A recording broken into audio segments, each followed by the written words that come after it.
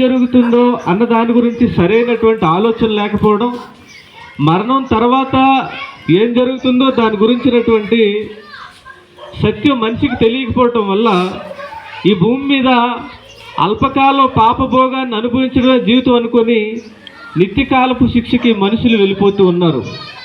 ఏమంటే ఈ లోకంలో పుడుతున్నటువంటి మనుషులందరికీ అర్థమైన విషయం ఏంటంటే, ఎలా బ్రతకాలో అందరికీ తెలిసింది, కానీ ఎందుకు బ్రతకాలి అన్న దాని కోసం మాత్రం ఎవరి దగ్గర సమాధానం లేకుండా పోయింది. మీరు ఎప్పుడైనా ఆలోచించారా? మీ పిల్లలకు చెబుతూ ఉంటారు, నాయనా నువ్వు బాగా చదువుకో, బాగా చదువుకుంటే బాగా బ్రతుకుతావు, నువ్వు బ్రతకాలంటే చదవాలి, బ్రతకాలంటే పని చేయాలని చెప్పారు.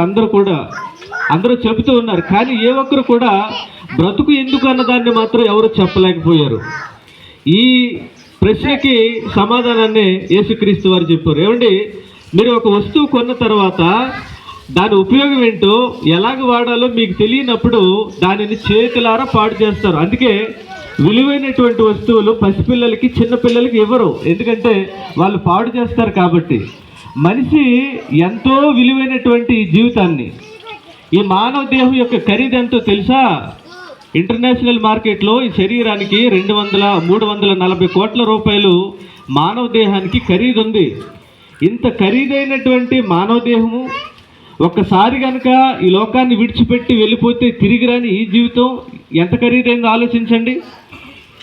ఈ మానవ శరీరం గురించి కానీ జీవితం గురించి కానీ మనిషికి ఇది ఎందుకు ఇవ్వబడింది అన్నది స్పృహ లేకుండా అనుభవించడానికి ఇవ్వబడింది అనుకొని మనిషి ఒక భయంకరమైనటువంటి నష్టాన్ని కొని తెచ్చుకుంటూ ఉన్నాడు.